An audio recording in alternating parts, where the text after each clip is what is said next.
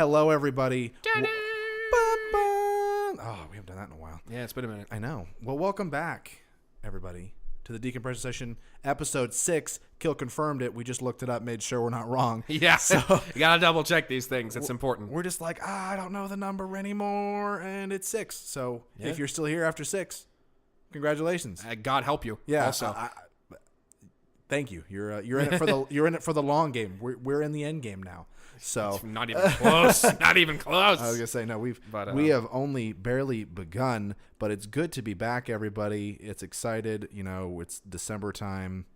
I think the last episode we haven't recorded. I mean, we recorded back in November. So. Yeah, we recorded a couple weeks ago in the late November days, but we haven't hit a December session yet. So it's nice to be getting going. And we're gonna hit this month in full stride. This week gonna be exciting topic. Next week gonna be exciting topic, and I'm feeling. Because the week after that will be some holiday cheer. We should do an absolute holiday podcast. Do like a Christmas Eve podcast or something. That'd be cool. Ooh, I could get down with that. I could absolutely get down with that. But cool. For today, we're going to be moving in a strange and exciting direction. Or rather Nick, because he is much more educated on the topic than I, and I will be interested to observe his thoughts on the matter. We will be discussing artificial intelligence. That is correct. We figured we would dive deep down into some topic that was interest, and we were spinning around ideas, and I know this one just seemed to click, and it's fun to talk about it. I love talking about it. And it freaks the living shit out of me. Yeah, so no, it's definitely a crazy, crazy world that we live in.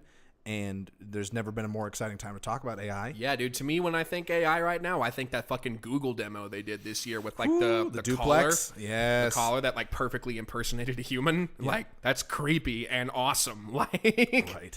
So you're gonna want to go ahead and get your tea for this one. We have our tea for this Peppermint, one. It's because we are basic Christmas bitches. I went with chamomile because I'm gonna go to sleep soon.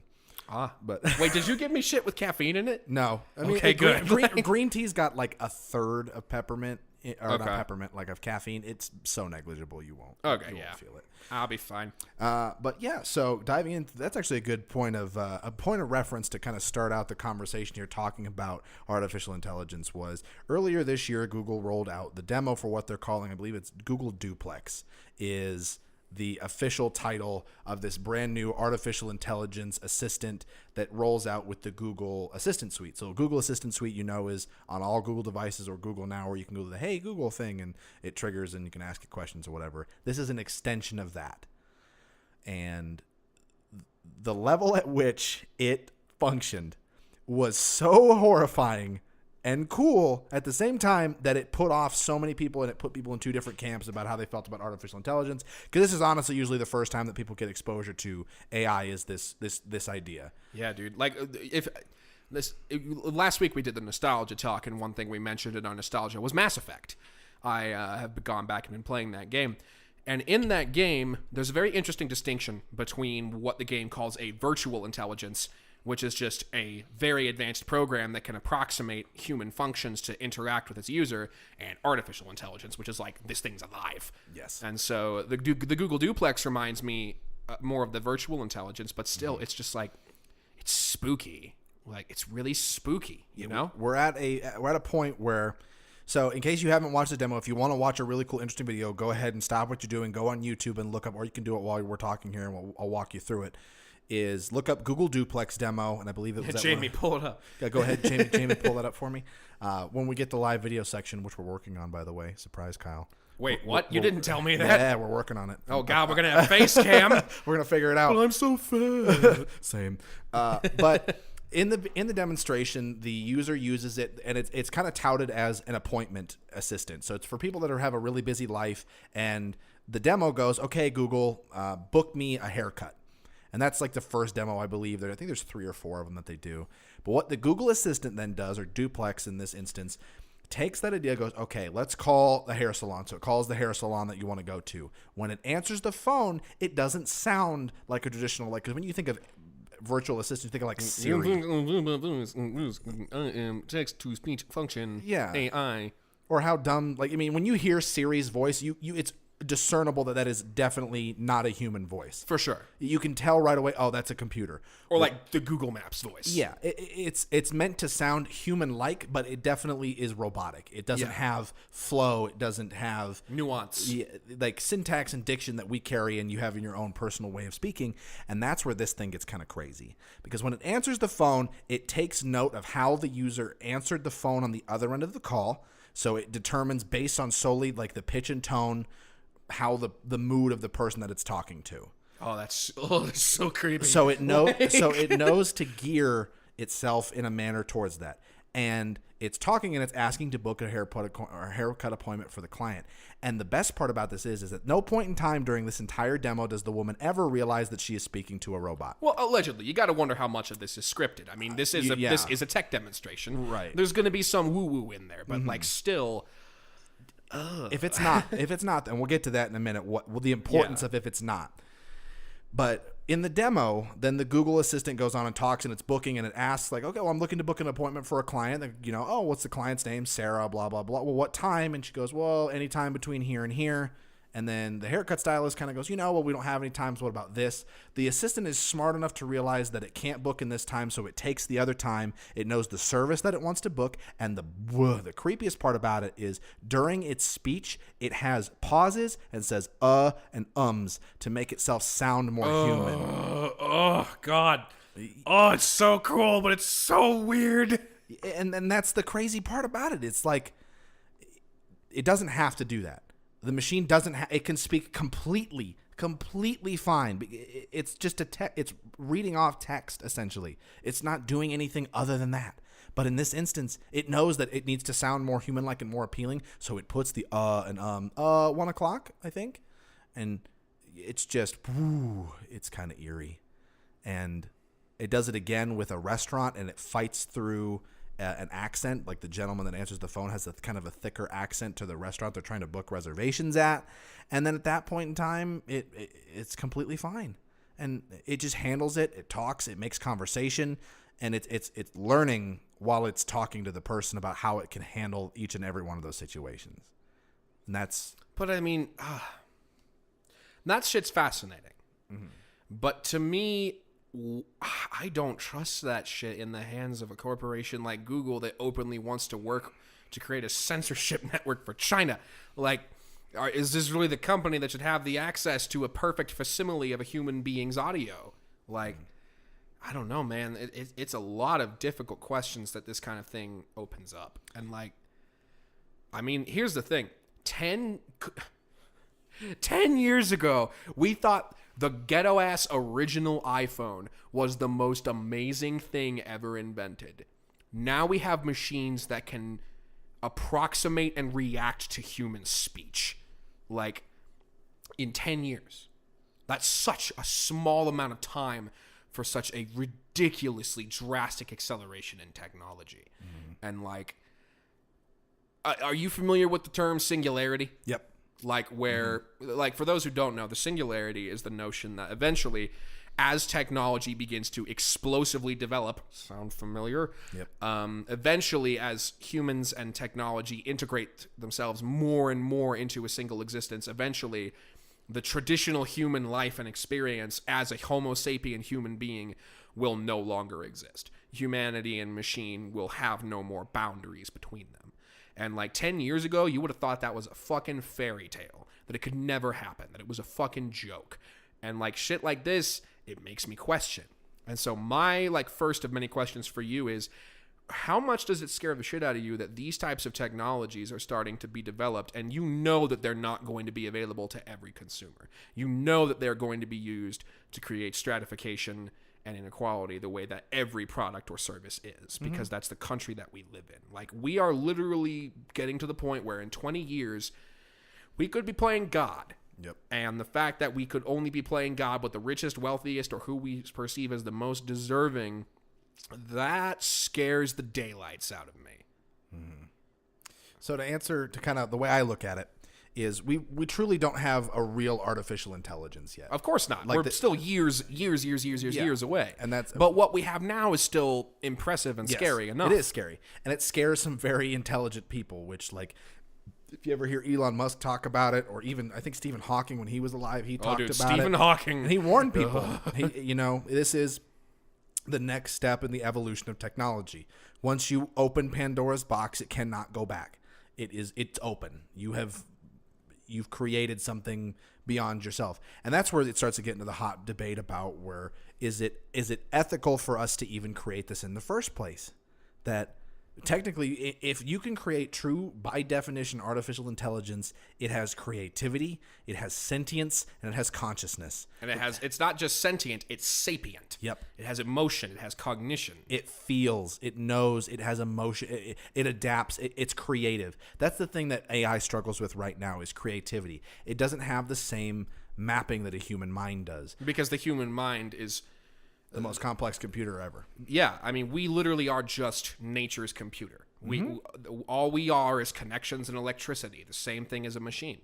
It's just that the way that neurons connect and the amount of information that the human brain can hold is staggering. Yep. Like, unless quantum computing and quantum mechanics become advanced enough, technologically, it just wouldn't be possible. Right. You know? Quantum computing is that's a whole other topic for another day. Understanding what quantum computing is. That's the thing is, like, I feel like I barely even know the definition of quantum computing. Like, it's so amorphous and strange to me. Yeah, so the basic understanding of quantum computing kind of ties into understanding AI is when you write typical coding or whatnot, or binary. When you think of binary for computers, ones and zeros, yeses and nos. That's all it is. It's either the number is 1 or it's 0 or it's neither of those things. In quantum computing, it is both. It can be both 1 and 0. So it has the ability to morph itself into whatever it needs to do to accomplish a given task. And that's why it's so much insanely smarter than just a typical yes, no. It has the ability to fluctuate and to maneuver itself. It's more fluid, if you will. I mean, that's kind of not the correct term, and my understanding of it is so minimal because it's so in depth. There is so much that goes. I mean, you're getting into some Schrodinger's cat shit here, like, you yeah, know? And that's mind blowing. And we're reaching a point in computing and technology where we're running out of ways to cram storage into anything smaller. That's the main issue I understood it to be, is that, like, we are losing the capability to make smaller components. Yep. Like, we were already getting to, like, the micron level. It's like, how can we make these components any smaller? And it's eventually integrating them into things like fluids. It's like putting them into stuff like, it's crazy. You can go so in depth in that level of knowledge and just deep dive into quantum computing and analysis. And that's the thing, is we probably already have it. Because remember that, like, what's available to the public is about 20 years behind what's available to, like, the military or government interests. Like, yeah, and that's because they have a lot of government funding that the private institutes don't have. Mm-hmm. And you can get a lot. I think we talked about this when we talked about Space Force. That, you know, and Neil deGrasse Tyson's book, Accessory to War. Yeah, when the government has it more readily available, it drives the funding and kind of helps to increase the bounds in that. And AI is a huge thing for everybody. People kind of consider that the next evolution of warfare, because if you could have artificial intelligence on the battlefield, you really don't need traditional soldiers anymore. It changes everything.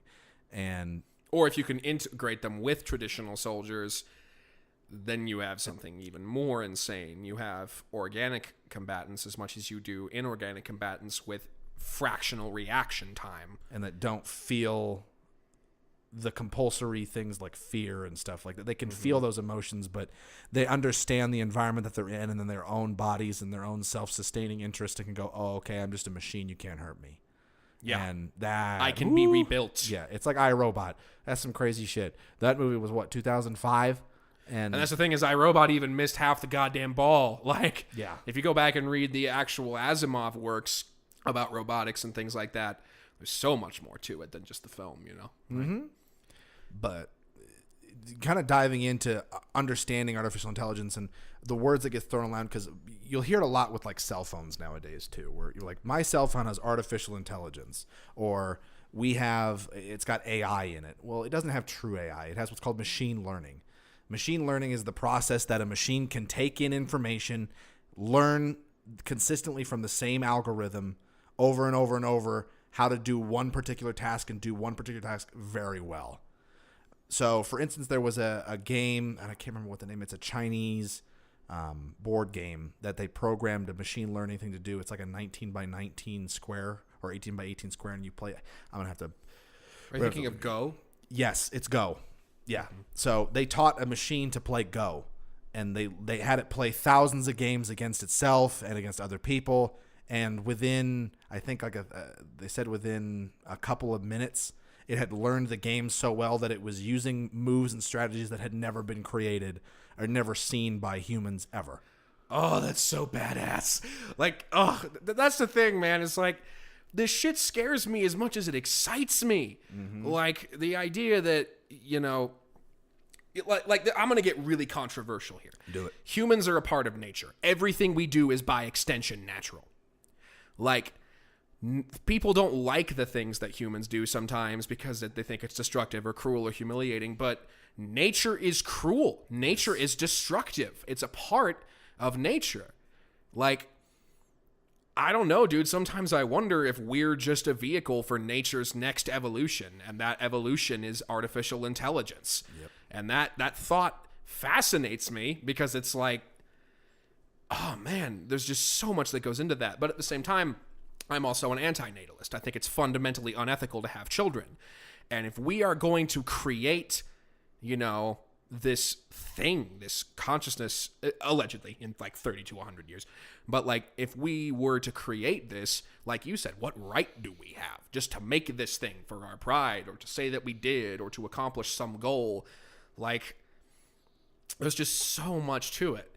And I just feel like I'm getting too ahead of the cart before the horse here, because like when I look at my, you know, my machine learning, my quote unquote artificial intelligence on my phone, half the time I'm 10 times smarter than the damn thing. So it's like, I feel like it's so hard to get a real gauge of where the technology is really at beyond tech demos and Flash.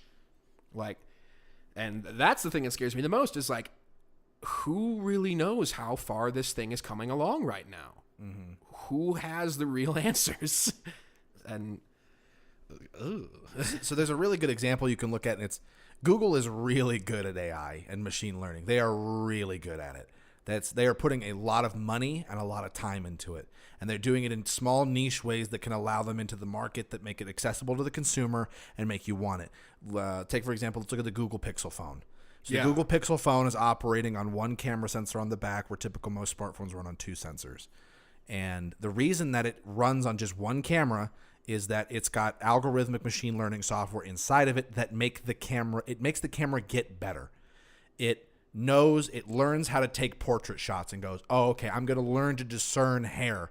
I'm going to learn to discern, like when it does so understanding a portrait mode here, and this is kind of photography, but this ties into the whole machine learning thing. When you take a portrait mode picture of somebody, it's like when you get your subject in focus and your background is blurred out. It's bokeh effect. It's the drawing out and separating of the two that normally can only be done with a professional level camera. That's why older phones can't do it. It can't handle that ability. It has no way to draw depth like that. Well, this Google phone knows, okay, I'm going to learn to discern. I'm going to be able to pick colors apart and go, okay, that's subject. I'm going to separate. Oh, I see that's hair versus, you know, the background of a forest behind the person. And the more pictures it takes, the better it gets at doing what it's doing, because its only goal is to get better at taking pictures. It's just learning all the time to go, oh, okay, so that's low light. That's low light. Oh, that's this. That's another point for me in terms of like future or true AI is like, if it exists, it will be better than us. Yep.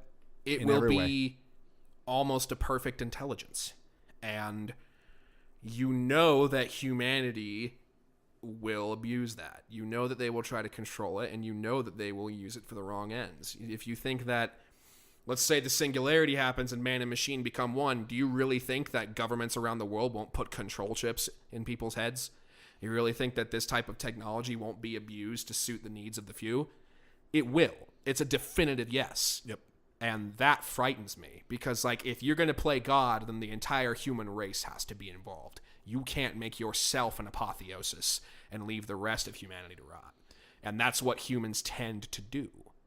And with that, it's understanding of if we do eventually reach the point where we have true artificial intelligence, do we let it know that it is, that it has free will? We wouldn't have to tell it. But it would find out on its own. A true artificial intelligence would do what humans, nature's computer, do on a daily basis. We program ourselves. We take in new information and we reprogram the structure of our apparatus to process that information in a different way. We're not just storing memory. We're fundamentally restructuring the way that memory is processed in our minds. Epigenetics is some crazy shit. Yeah. And, like, if a machine could do that and be able to process the amount of information in a fraction of a second that even modern computers can, you're God. You are God. Like, that is... I mean, I personally believe that it is the only ethical goal of humanity to become better than what humanity currently is.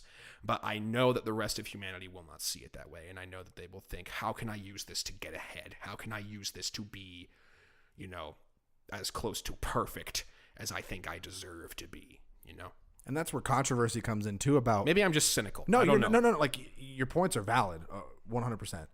But it's also understanding that people are going to be so afraid of this that they won't let it happen, because they'll treat it as we are playing God and it's not our place.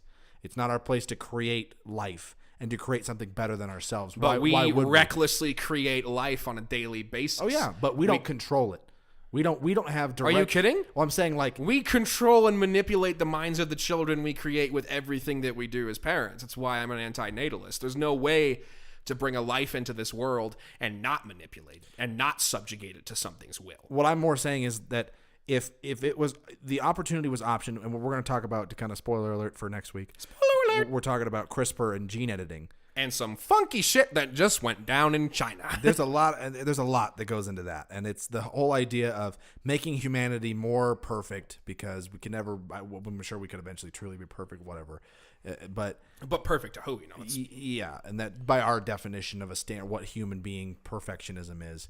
But it's that same argument of, if we have that power, people are still afraid of it. Even if you told people, hey, I have the ability to make all of your disease, like, your child will never develop cancer.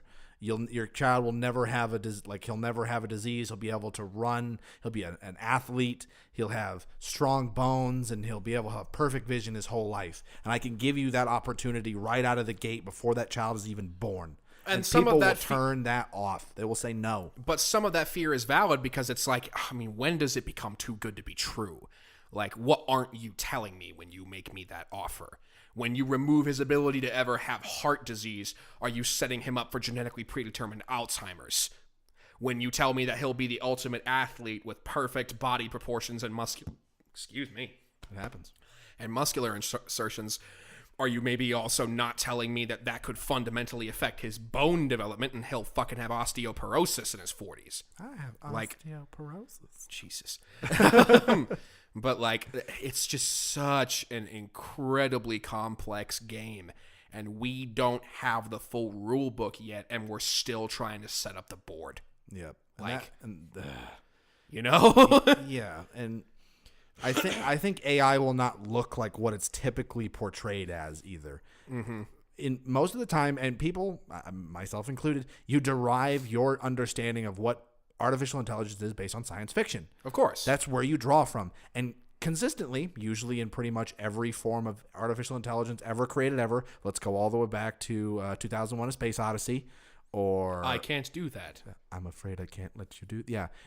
Artificial intelligence is always seen as this evil entity. It's always the villain. I don't know if that's what the reality would be. And that's the thing. I don't know what it would be either. It's a possibility for sure. Yeah. We don't know, because here, like Terminator, Skynet is an artificial intelligence that gains sentience and goes, hey, I'm gonna kill the fuck out of all of mankind because mankind sucks ass. But the thing is, it doesn't do that.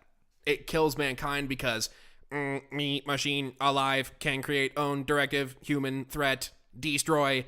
It's all it is. It's still a machine, Whereas, like, a true artificial intelligence that would think with emotional capacity and empathetic thought, its mind would function fundamentally differently than a human being's does, because it has access to infinite more information and ways of structuring its perspective and its behavior.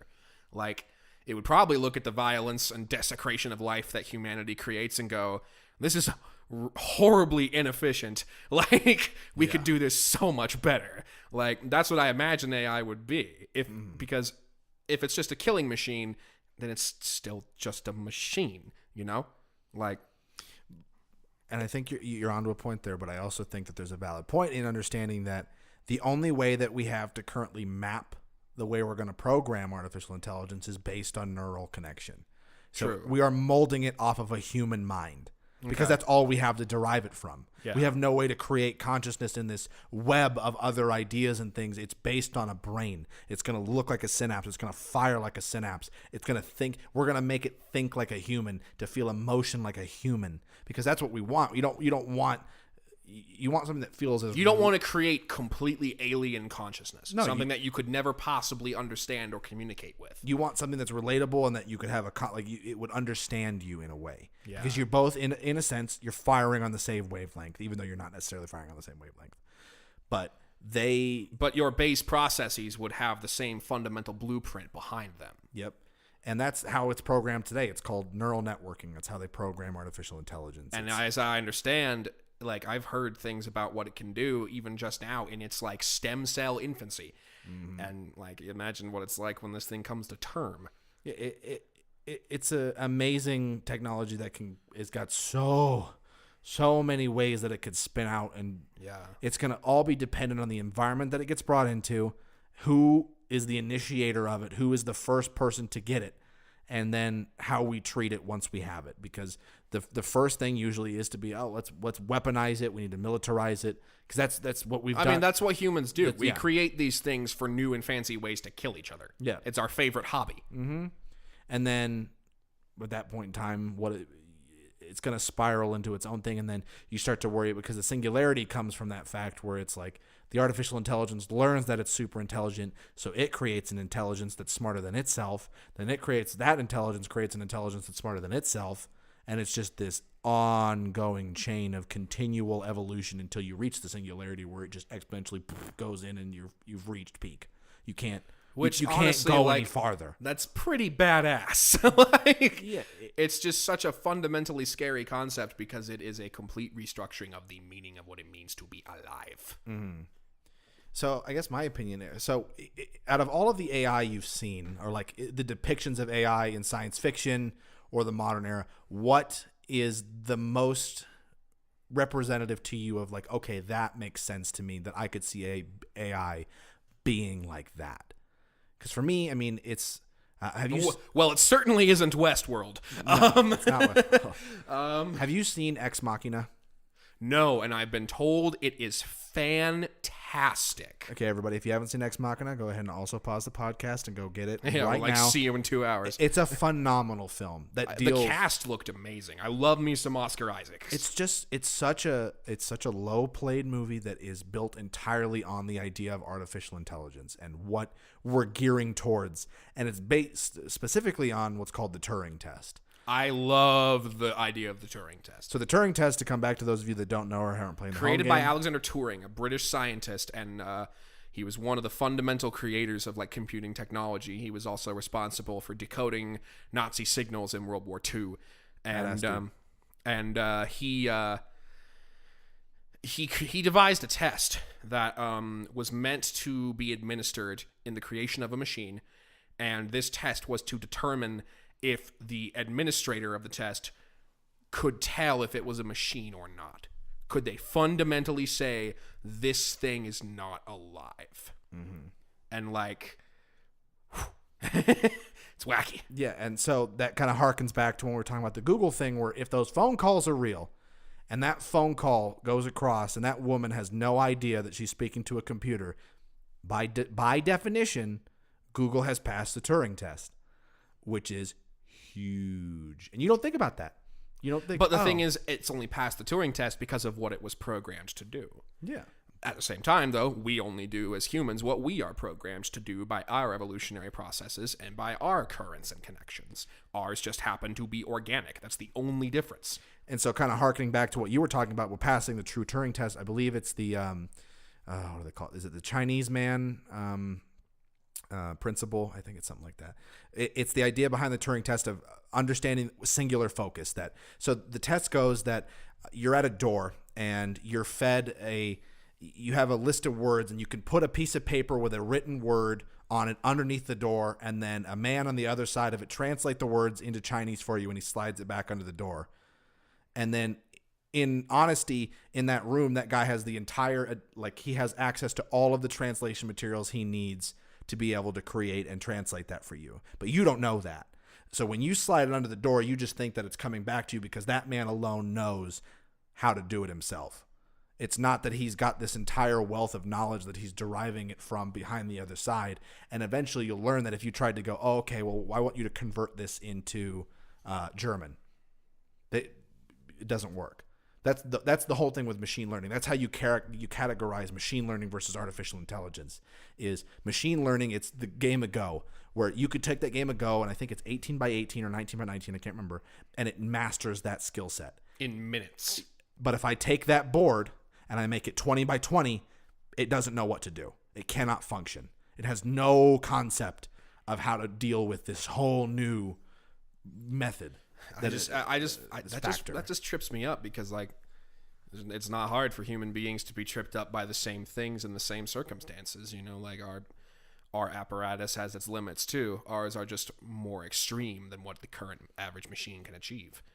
And right now, the machine doesn't have the capability to process that information on its own and okay, I now understand that we're dealing with a 20 by 20 board instead of a 19 by 19 board. Yeah. Whereas like a human, you can go, oh, okay, the board's bigger. It's different. It's different. Okay, I can deal with this. But you wouldn't necessarily know how to deal with it. They can't recognize the fact. They don't understand they're playing the game anymore. Yeah. That's where they're at. They're just like, well, what happened to my 18 board? It'd be like same if I took the Google camera software and I said, okay, well, now I want you to decide for me. I want you to write me music or you do something crazy. Yeah, it couldn't do something that it's fundamentally not designed programmed to do. It's singularly built to go, okay, here's my algorithms that I'm going to derive my knowledge from, pull that information in and channel it in the best way and most optimal way possible. Mm-hmm. That's machine learning. And that's where we're at pretty much right now because the machine can't handle getting that variable chucked in at it and going, oh, okay. And that's why with like coding, and a lot of the time when you write code and stuff, when you have it doesn't learn. It doesn't for itself go, oh, I get what you mean. Like I know it's either I understand it or I don't. Mm-hmm. It's black and white but then once we reach artificial intelligence, it'll be able to go, oh, I kind of get what you mean. There's the quantum computing. And that's the thing. It would actually understand what I means. Yep. Because like right now, a machine has no awareness or consciousness. It just executes according to predetermined reactions. Mm. And if you want to get into some real spooky shit, there are certain schools of psychology called determinism that state that that's all the human mind is. It's just that the human mind is so massive that the sheer depth and complexity of the reactions that the human mind can achieve simulate free will. But ultimately, everything we're doing is just still a programmed reaction. Yeah, if you want to get fucked, just go. And that's some batshit fruity shit right there. Yeah, if you want to question your entire reality for an afternoon, go look up some free will. I mean, like Sam Harris is a really good guy that talks about free will. Sam Harris has an interesting. I mean, I don't know that I've ever read Sam Harris. He's an interesting fellow, especially when him and Jordan Peterson get into a really good debate about free will. Interesting. And arguing back and forth whether we as humans actually do have a true understanding and have true free will. You want to know how you get it? Acid. Yeah, just do the DMT.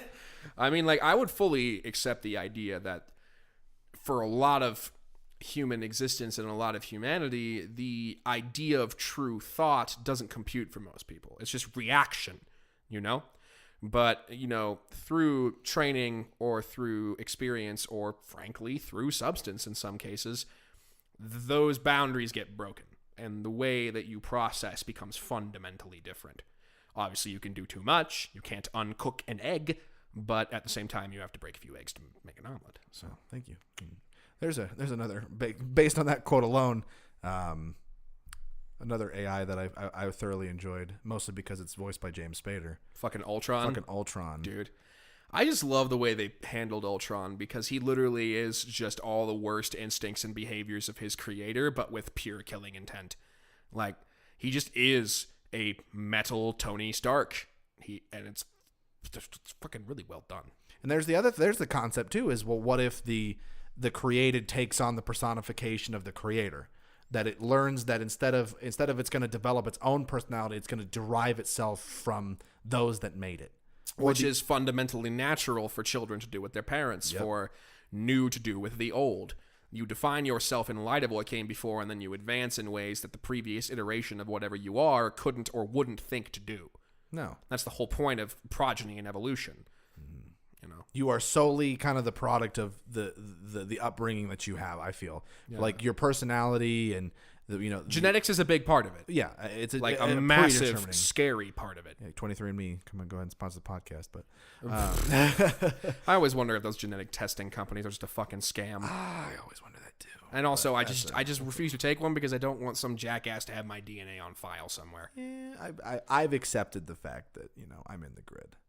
I'm in the system, Kyle. Yeah, I can't hide. Maybe you can, but I'm a part of it. I don't know. I'm probably. I wouldn't hesitate that the government probably knows like who I am and what I do and who I want to bang and all these things. Like, I don't have any doubts about that. I don't have any doubts that I am completely under surveillance. But like, I guess it's just like, do I want private interests to have that information as well? Yeah. I, like... Shit, your fucking Google searches already get sold off to ads, so... Exactly. And I'm like, what fucking right do you have, my dude, besides your dollar bill? Yeah, and, but you buy into the whole thing, so I guess... No, and I did willingly. I should have read the fine print, just like the rest of America should have. We didn't think it through. The whole world? I mean, unless you're completely isolated... Like fucking Tibet. Like... You are in the system. You are... in some way, shape, or form. Even if it's only snatches. There are no ghosts anymore. No. And then there comes the process of, too, well, what happens when the AI... gains access to the World Wide Web? That's what happens when it... What does it do with that? Yeah. I mean, some of the artificial intelligences, well, not true again, that we've created so far. I mean, like, the first thing they do is get educated by Twitter or YouTube comments, and they become virulent, hateful racists spewing genocide. Yeah. Like... Because that's all they're just deriving. They go, okay, it's the algorithm compiling all the information, going, let's find the most common denominator here. How do people talk? Okay, so this is... If that's its limited scope of understanding, that's what it's going to derive from. It's just going to go for the largest mass of information and like you said, the lowest common denominator. Mm-hmm. And there's a reason it's the lowest common denominator. Got it. So it's inherently of the least value. So basically, if we want to make a really good horror movie based on that alone, what we should do is just have the next artificial intelligence learn all of its personality and its drive from watching YouTube Rewind 2018 and just fundamentally want the human race to cease to exist in violent fashion. We gotta end this shit. This is over. Where's Y'all, the meteor? Your time is done. Did you just? Oh, is that a Fortnite day? Oh God, no. See, here's the thing. No. I try not to shit on Fortnite because I know when I was a kid, I had some idiot fucking tastes that I was loud and irreverent about that I bugged the hell out of everyone with. I remember what it was like to be a kid. However, at the same time, I feel like the shit that we were bumping, as weird as it wasn't quite as cringy as Fortnite. Oh, it's so bad. And it's just Fortnite. There's so many new things that kids nowadays like that I'm like, go ahead, man. You do you. I'm not going to be the new cycle of, I'm an old person hating new shit and young shit because I want to feel better about myself and I am too brain dead to remember what it was like to grow up and be a kid. Mm-hmm. Like, I that existence doesn't compute for me. Yeah. But that it's just so bad. It's so bad, dude. It's so bad because it's mediocre. It's not even. It's not good. It's not good media. It's not fascinatingly bad, which can be just as enjoyable as good things. I love bad movies. Have you ever seen Cowboys versus Aliens? Oh, it's so bad, dude. But it's so amazing. good. It's amazing. But like, just love you, Jon Favreau. But mediocrity is worse because there's just nothing that I can derive any kind of enjoyment out of, and that's what Fortnite is. It's so mediocre. It's just bog standard, you know. But it's exploded as if it were the second coming of Christ. And to me, that's what bugs me. It's just the disproportionate level of success for something that is so mediocre. I call it the G-Eazy effect. But I feel like we've gotten off track. Well, it's funny you brought Jesus Christ into such a good segue back into what I was going to bring up next. Wait, is G-Eazy just Jesus' rap name? Fuck. I think I've cracked the code. Shit. we broke the Matrix. The FBI just called and it's like, you stay right the fuck there. Dude, what a great meme. Jesus Christ. Anyway. Yeah, sorry if I lower his name in vain, those of you that are offended by that. Honestly, it's episode 6. Y'all should know by now. You know what we're about. Yeah, just get over it. You'll be fine. But so coming back to, because you brought up Jesus Christ, this is something that I wanted to touch on too. Here's a fun creation theory for you. Because people like to talk a lot about like creationism and like the theory as to why mankind was actually created. I mean, I don't believe in No. creationism. Okay. So I'm not saying. But what if mankind's sole purpose is just to exist, only to create artificial intelligence? That's what I was saying earlier. Yeah. And like, that's, to me, that wouldn't be a controversial notion because again, people think that nature is only life. Nature is everything. Carbon, hydrogen, nitrogen. Like, nature is existence. Nature is an exploding star just as much as it's a puppy being born. And metal and steel, that is not unnatural. No, it's... And, like, the things that any member of nature creates are inherently natural. They may not be positive, but they're natural. And so if we only exist to create artificial intelligence, that's the same thing as saying that previous iterations of Homo sapiens only existed to serve as evolutionary vehicles for the next generation. That's not a shocking thought to me, and it doesn't scare me. No. I would very much like to someday become irrelevant and die and just never have to deal with this shit again. Never have to. It's either that or the singularity happens and I live forever. Like, those are the two options. I'm equally comfortable with either.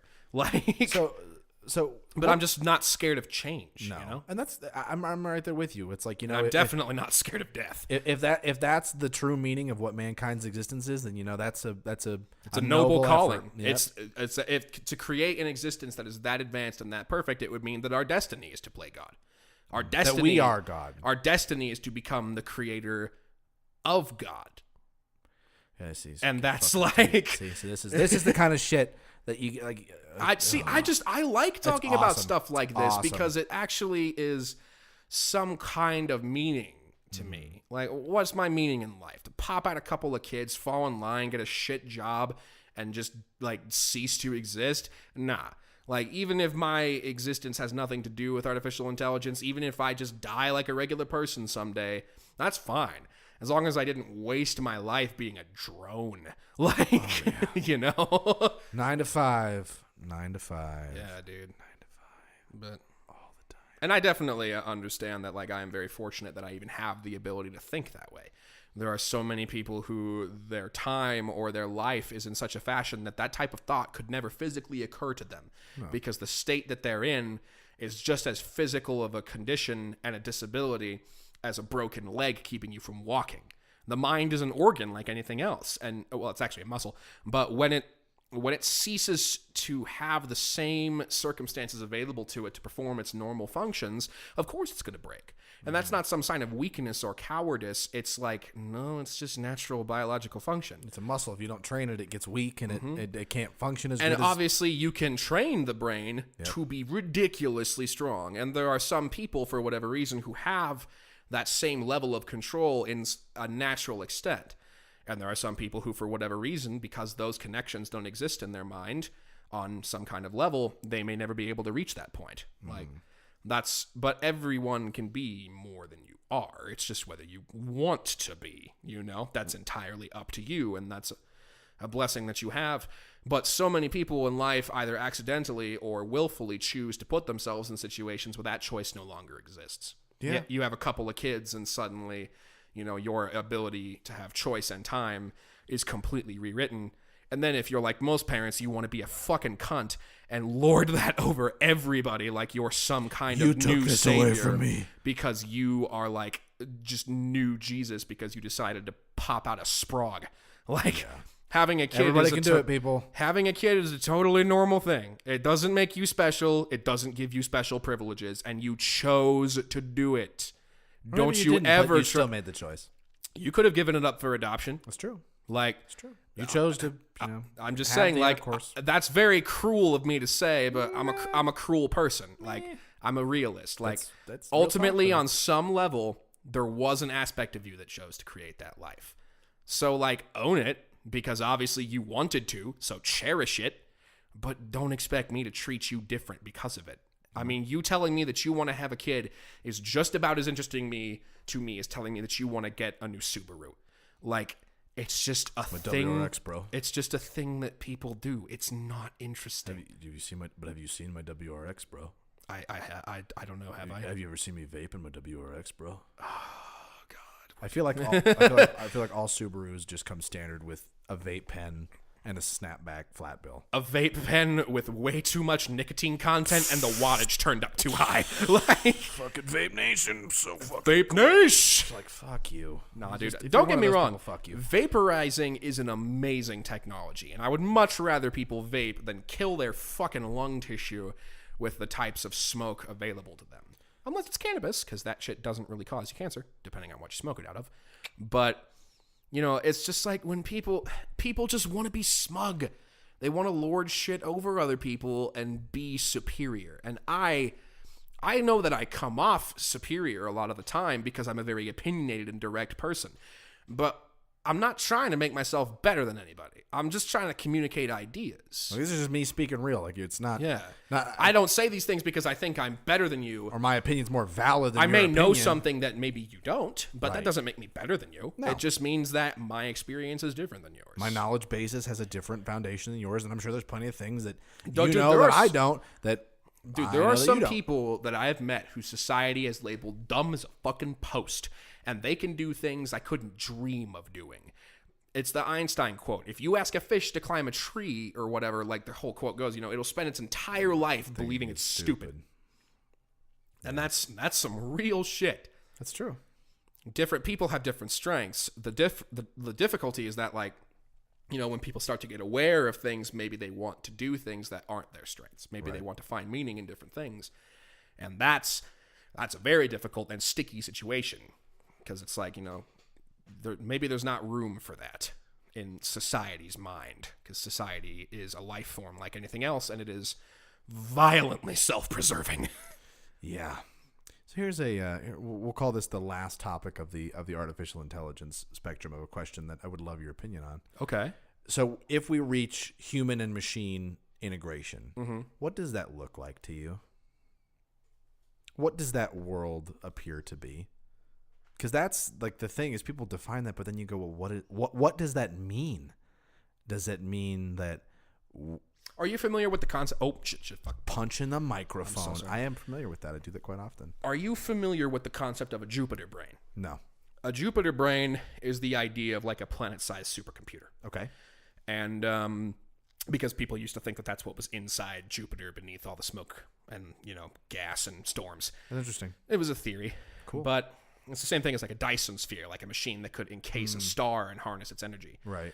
To me, the machine-human integration would look one of two ways. One, machine integrates with human, and humanoid form becomes perfection.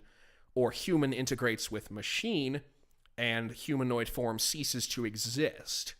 Because, what happens when you... It's like the Matrix almost, Right. It's like, if you don't even need to implant machine into your body, if you can become one with machine and suddenly you're immortal and you can live in a perfectly simulated world, that feels realer than anything you've ever felt, because that's the type of realness you could achieve if you had this technology at your disposal, theoretically. You know, like, why the hell wouldn't you? Right. Unless you're some, like, you know, traditionalist intent on, you know, a certain type of existence. And that would be totally available to you, I would hope. Like, if people want to not be a part of a singularity, if it were to happen, I feel like they should have that choice. If you want to die, you have the right to. And that's a whole other thing. Whole other ball game, son. But like the I feel like the ideal of it for me would definitely be, I don't know, I'd want it to be something I can't think of. I'd want it to be something that is a solution that goes beyond my ability to create, because then it would solve problems that I don't know I needed solutions for. There you go. And I know that I am a human being with a very limited capacity. My capacity is greater than almost anything in nature right now. But it's still incredibly limited on the scale of what humanity can imagine to be possible. That's true. You know? And that's why it's difficult for me, because I don't know what it would look like. And I don't even know what I would want it to look like, because like, it's weird. Like, it's a deep thought. And that's the thing about deep thoughts is, like, you know, I'm a big believer in the idea that there's no such thing as an enlightened thought in the grand scheme of things, because ultimately it's still just a thought. Right. It's, you know, it's inherently devoid of reality because it's just a thing in your head. It doesn't become any kind of substance until you convey it to another person and it touches another mind. And then it becomes an idea, not just a thought. And ideas are fucking weird. So, like, what happens when man and machine become one? Do we just become an idea? Like, Get fucked. that's the type of shit I think about, you know? You know, and maybe I'm just 3 feet deep up my own ass. Maybe I'm just pretentious as hell. I don't know. Maybe this is the type of shit that sensible people don't think about because they understand that that's not the real world and they have better things to do. But I just see the things that humanity is accomplishing in these years ever since the internet and since these technologies have become available, and the ball's already rolling, man. The rock is already tumbling straight first down the hill. And here's the thing about objects in motion. They tend to stay in motion because they want to stay in motion until they find rest. And we are getting to the point where we are rolling towards the cliff. Yeah. And like that's not an ominous statement for me, but it is new territory. And like we have no idea how this could go. Maybe true AI will never exist. Maybe we can't make quantum computing. Maybe we can't make small enough components. Maybe this never happens and it remains science fiction. People were really fucking convinced flying cars were going to be a thing. People were really fucking convinced about dome cities and flawless nuclear power plants in the 50s. Where the fuck are those? Like, well, flying cars are very impractical, Kyle. Well, yes, I am impractical. But I heard Mr. Elon Musk talk about it. Of course. But yeah, traffic control with flying cars, that'd be almost impossible. It was also really loud. True. Mostly what it be is. very noisy future. Yeah. But that's one of my favorite iterations of future is Blade Runner, because like they do just show you that. Fucking love those films. All the flying cars, all the technology, all the expansion, it just shows you how grimy and terrible that vision of the future would be. Blade Runner 2040, is it 2049? And here's another whole thing. What happens if artificial intelligence doesn't inhabit a mechanical body? Yep. Like replicants in Blade Runner, which are like organic mechanic hybrids. Yeah, and that was where I was kind of going with steering with the question with what does it look like when they're synthesized together? You know, where that's the same idea as like are all like if alien life exists, is it all humanoid? Like what if there's an alien race out there that's just sound or farts? That is a sound, yes. Jeez, sometimes I wonder why I put up with you. It's mostly my charm and my charisma. Yes, absolutely. But and I make you look very intelligent sometimes. Based when I say shit like that, like, you're like, wow, what an intellectual I sit across from. It's reciprocated. It happens. But yeah, it's like, you know, when you look at, because Blade Runner is a good idea. It's where it's this humanoid body that's basically just run by machine, or fucking as shitty as it is, the like Mass Effect. How Mass Effect depicted the end of that with the synthesis. See, I don't think that the ending of Mass Effect 3 had anything wrong with that. I fucking loved it. It was a perfect. It was a perfect combination of futility of the hero and, you know, the choice of the hero. It was a perfect fusion to me personally because I'm pretentious and weird. It was. But the synthesis ending I really liked because the idea of like integration of synthetic and organic life, but it didn't, maybe that was just, it was because it was run by EA and they only had so much of an animating budget. And so that's why it's like, oh, synthesis is just now humans have green eyes. But it's like, if you want to get an idea of what like technological and organic integration might look like in a weird, freaky way, you should get into Warhammer because that is a very interesting depiction of technology and human integration. Warhammer 40K is fucking weird. Like, that is some shit. All I've seen is the model kits and go, oh, I can't get into that. Yeah, no, don't. It is objectively less expensive to have a heroin habit than to be into Warhammer 40K. And it's also, but the world of it is fascinating. Oh, I don't doubt that at all. It's gonna be interesting to see. I don't know, dude. And who knows if you and I will even live to see it? No. That's the weirdest part. Because what if we biologically find a way to reach immortality before AI allows that to happen? But the thing is, you have to wonder is what, like one thing that Westworld did that I really liked was like the decay of consciousness when trying to be put in an immortal body, like what happened with Mr. Delos, where it's like, I've never seen. What if we could make the body? Don't worry, I didn't spoil. No, you're fine. I'm not worried about it. So, but what if we could make the body immortal? Maybe the consciousness isn't designed to live that long. It decay. Maybe like the body would stay immortal, but the mind would decay because eventually maybe it would just not have the mileage anymore, That's really interesting. Not to mention that, like, would you truly want to be immortal in a biological, unchanging body as the rest of life and evolution around you continues to change, and suddenly your biological model is 3 million years out of date? And if you're immortal, that means that you are suddenly subject to infinity. And that means that infinite possibility is now available to you. Yep. That means that if you are infinitely possible, there is a measured possible definitive chance that at some point you will be trapped in an environment from which you could never escape.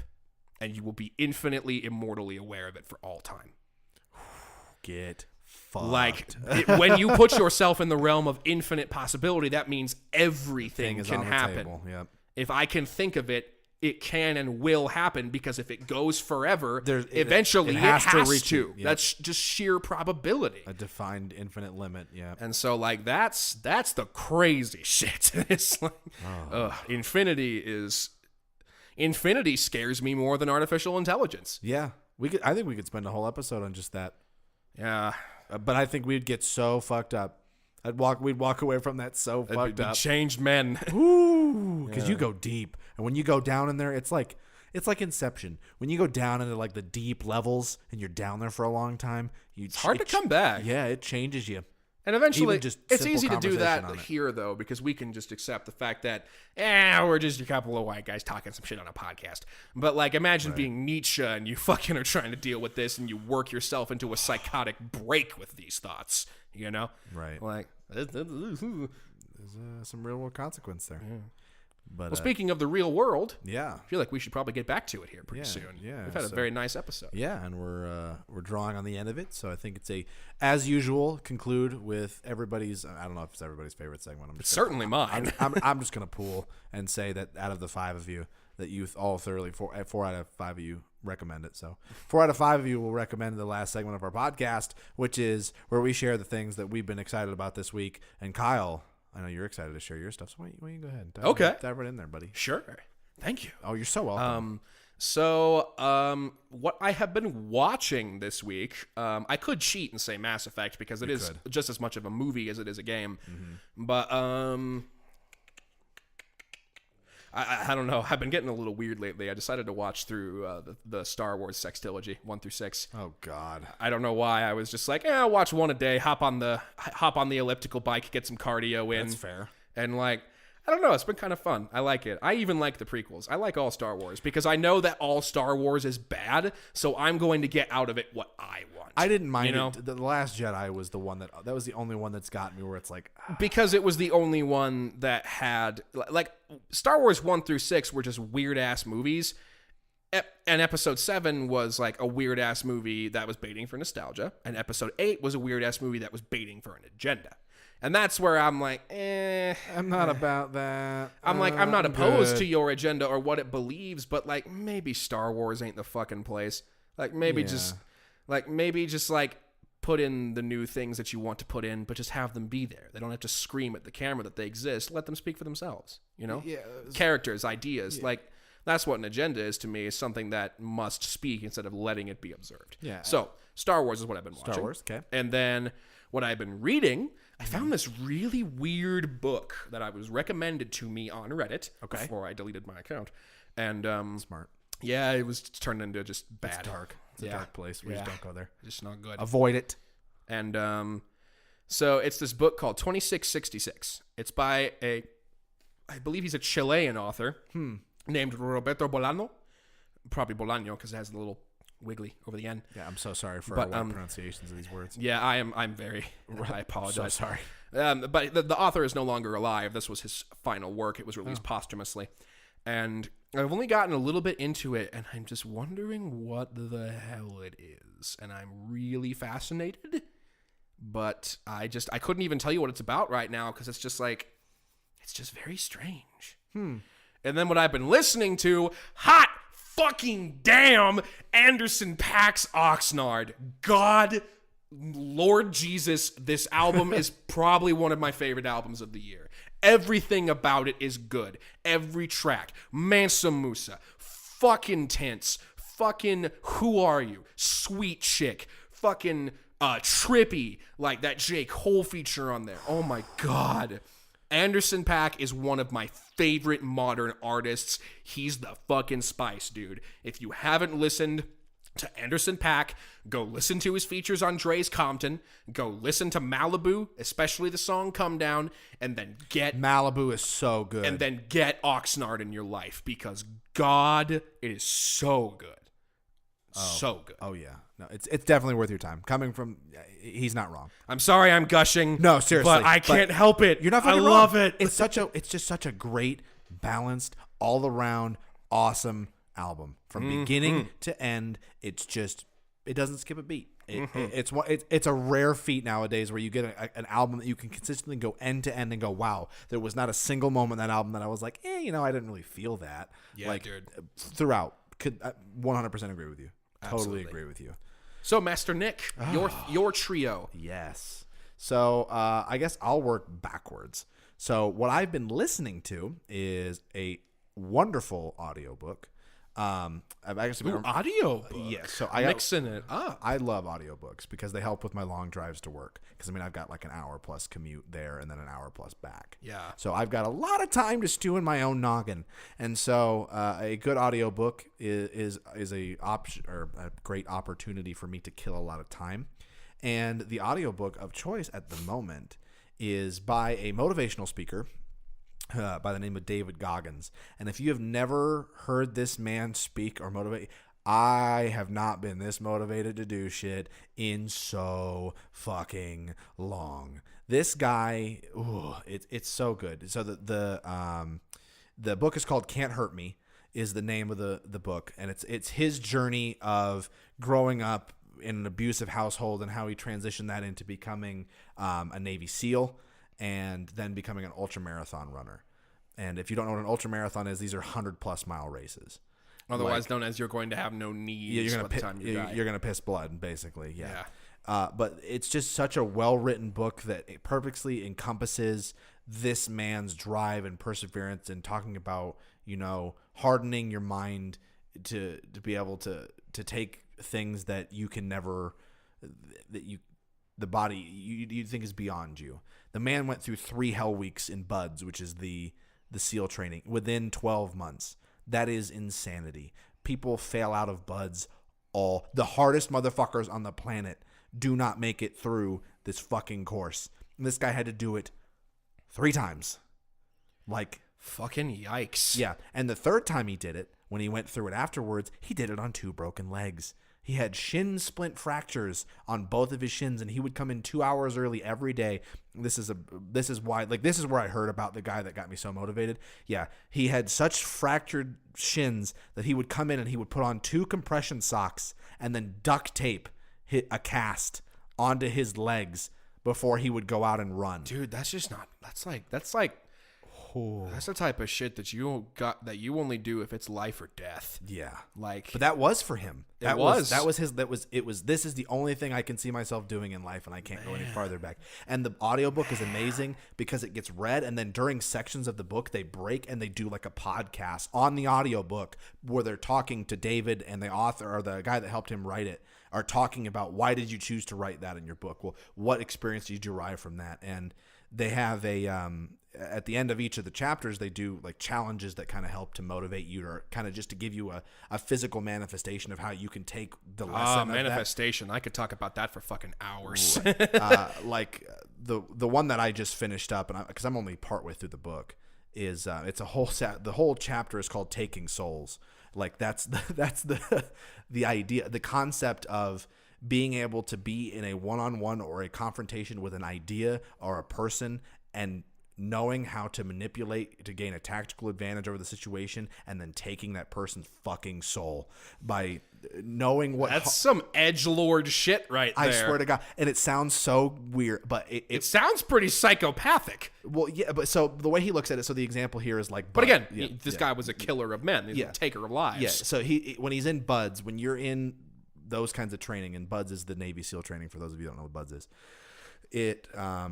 You get beat a lot. And by getting beat, I mean it's physical PT until you vomit, and then, all right, go throw yourself in the freezing ocean water and just stand there and get to the point where you're almost at hypothermia, and then we'll pull you out and we're going to beat you again on the beach for days with no sleep. Do you enjoy 108 hours without sleep? Because that's what you're doing. Like, it's just the ultimate. Longest I've ever gone was 36. Yeah, no, and fuck all that. It's a week solid of just hell. That's why they call it Hell Week. Because it's to push the mind and the body to a point where it cannot, you think it cannot go. And in that moment, he knew that the people that beat him got their power because it made them feel strong, because it made them feel powerful that they had this over them. So every time they got beat, they were happy about it. He made himself get happy that they would get beat. He had to stand and get drowned. That sounds like Stockholm Syndrome to me. That just sounds sick. So his thing would become more like, okay, when I get put out in the ocean, when they would be, in the tide, getting this freezing ocean water barreling over them as they're basically trying not to drown, is they'd sing. He would sing to them because he wanted to know that at the end of the day, no matter what they did to him, that you weren't affecting me. Like, you can beat me till you can't hurt me. This classic break me down and build me up military shit isn't going to work. No. I'm me. Fuck you. I'm doing this. And his idea was that I respect. And he's like, I want you to go home tonight and remember me and compare yourself to what you were like when you were here and you were me. And remember that I am more of a man than you.